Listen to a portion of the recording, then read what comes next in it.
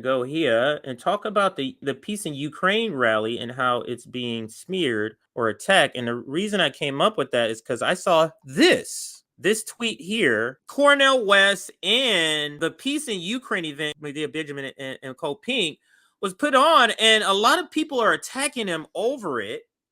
There was an article written by David Korn. If I have time, I'll bring it up in a second. And also this thread, though, is what I want to talk about. This is from Sophie Fullerton, lecturer of international politics and human rights, researcher of conflicts and misinformation, Columbia grad. This is you. Come on. Get the fuck out of here. So let's see what this account is really about. So tonight, while sharing a stage with two former Russian state media employees, Cornel West, spelled wrong there, one L, parroted the Kremlin narrative that NATO and U.S. imperialism provoked Russia's invasion of Ukraine. This Peace in Ukraine event, hosted by Cole Pink, platform Zero Ukrainian Voices. Why would we platform zero? Why would they? And let's play the video here. The precious suffering of Ukrainian brothers and sisters, but understand the NATO expansion not simply was a provocation, but it's part and parcel of an overall pattern of U.S. imperial activity that's been going on for the precious suffering of Ukrainian I'll let it play it one more time. But understand the NATO expansion not simply was a provocation, but it's part and parcel of an overall pattern of U.S. imperial activity that's been going on for the precious. So that's the first video. Now, that's the first part of the thread. Like I said, we're going to go through this thread here. Next part of this thread, she says, and I guess I'm going to have to recently. Now, this is she referenced this, and we're going to come back to this article. So I'll just stay here. Recently, David Korn wrote about West's concerning connection with Kremlin-backed activists and CCP apologists. Who is Sophie Fullerton? Who is she? I can tell you one thing. I don't believe anything in her bio of who this person is. But let's continue. So she points out the article, and then she goes here. Claudia de la Cruz, who spoke before West, argued that Russia's invasion of Ukraine is a U.S. war that was caused by U.S. imperialism. Again, Cole Pink invited zero Ukrainians to speak at their Peace in Ukraine event. Why would they? I'll just say that. Now, let's listen to Claudia. It's going to replay right here, and then I'll let it play, and then we'll comment. Because we cannot name the war in Ukraine without naming the system that produces eternal war. It is called U.S. imperialism. That is what it is. And that is what we must fight. The war in Ukraine is a U.S. war. It is a U.S. war. And it's a war that's... It stops there. And then it continues. Why Americans far right and far left have aligned against helping Ukraine. Here's an article. And I believe this sounds so familiar, but is this new? Let me see if this is new or not. Yeah, no, I do, because I was like, this feels so familiar, like I covered this before. I covered this article before, and it's nonsense. And it's written by, remember the disinformation person? Remember the disinformation person? They tried to create a disinformation board, and she was going to be Jan something was her name. But the title of this article is Why American Far Right and Far Left Have Aligned Against Helping Ukraine. The discourse surrounding Russia's war on Ukraine has created strange bedfellows. Yes, I've covered this before. And then it says, for peace activists, war is about America, never Russia. Their own hard left worldview is so absorbing that they will take the side of any aggressor in the anti-Western campaign. Now, let's talk about that, because Nick talks about this all the time. When it comes to foreign policy, if the United States is involved, you're likely to be on the right side by simply doing one thing. Whatever the U.S. want, I'm on the other side. The U.S. is a bad actor, especially on the foreign policy, especially on the international stage. So, yes, for peace activists, war is about America, never Russia. Their own hard left worldview is so absorbing, they will take the side of any aggressor in the anti-Western camp. And Nick says this. He's like, yeah. It's like, I'm not a fan of Russia or Putin, but on the stage of, on the world stage of imperialism, you take the side of anybody who's against the top imperialist, and that is the United States. I want to bring up this here. Let's listen to him. Less than a minute. Listen to him speak.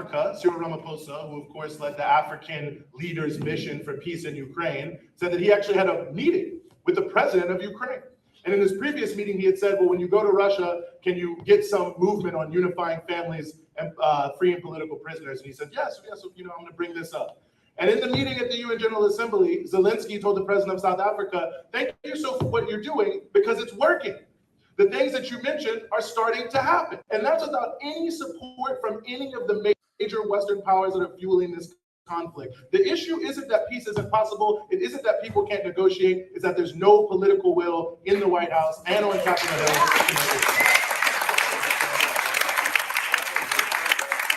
So Eugene, and I concur with that, Eugene says there's no political will, except in the Freedom Caucus, apparently, because they're the ones that's leading the fight against the funding of Ukraine. But AOC and Bernie Sanders are out here saying, what are you talking about? What are you talking about? And here's the article that was referenced. Why American far left and far right have aligned against helping Ukraine. And this is how they're able to call Cornel West right wing. I'll read just a little bit. Okay, here we go. Meanwhile, the luminary of the American intellectual left, Noam Chomsky, has invoked former President Donald Trump as a model of level-headed GOP statesmanship for his opposition to arming Ukraine. Left-wing sources such as Jacobin, News Review, and Democracy Now! Have hewed to a party line that blames NATO expansion for Russia's invasion and opposes military aid to Ukraine. Online armies of lefties and right-wing accounts find fault with Ukraine's politics, policy, and president. In Congress, 7 of the most fervent conservative Trump supporters voted alongside progressive champions Ilhan Omar, Cory Bush against banning Russians' fossil fuels. Even more surprisingly, Omar and Bush are joined by so-called squad members Ocasio-Cortez and Rashida Tlaib, as well as the far-right fringe of the right party, in opposing U.S. seizing Russia's oligarchs' assets. Now, of course, this doesn't go as far as to say that those supposed AOC and these left people, they're not against the war, though. They were against that particular part, but that just a snippet of that article talking about why the left, far left and far right, and I guess they're talking about libertarians, and Matt Gaetz is teaming up with the far left, and that will be us and like Cornel West, to say no more to the war. But that's it. Just teaming up on that. But anyway, let me get back to Twitter. David Korn, who actually writes the article, I covered this already, that's why I'm not going to cover it now. I'll read it. My latest, a report on how Cornel West, a Green Party presidential candidate, has allied himself with far-left activists, including China apologists, partners of Russia propaganda, and actual revolutionary communists. They're afraid. They're very afraid. That's why they're attacking them, because they know that this is going to appeal to some people like us. And they're definitely afraid of events like this, especially when there's war going on right now. And I'll read a little bit of it. As a presidential candidate, Cornel West aligns himself with far-left radicals. This is David Korn, and this has been reported on many times, so this is not new for most of us. Cornel West, the celebrity academic, has associated with the Democratic Socialists of America, having served as the group's honorary chair. But as he campaigns for president, West is moving beyond the DSA and forging bonds with far-left activists who call for revolutionary overthrow of capitalism. That's me and us. I believe he's referring to Claudia de la Cruz, because that's the cornerstone of the campaign for People for Socialism and Liberation. The overthrow of capitalism, who supports the China and North Korean regimes, and who are associated with communist organizations and Russia's state propagandist operation. What has brought West into this circle is his opposition to the U.S. military assistance for Ukraine. In July, he posted a statement on social media blaming NATO and the U.S. for having, quote, provoked Russia into a criminal invasion and occupation of Ukraine, end quote.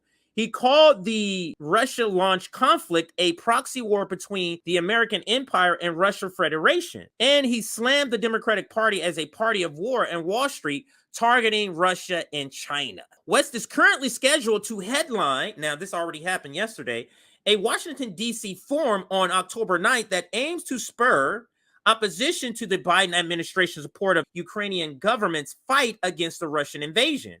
Part of a global mobilization of self-described peace groups, the event is being co-sponsored by an outfit long tied to communist organizations. I think they're talking about Cold Pink. And West will share the stage with speakers from the furthest side of the left, including some who have worked with Russia's state media. According to a promotional material for the forum, the other participants will be Claudia de la Cruz, Eugene Prieur, Medea Benjamin, and Lee Camp. And let me just read to you what they say about de la Cruz. De la Cruz is presently the 2024 presidential candidate of the small far left Party for Socialism and Liberation.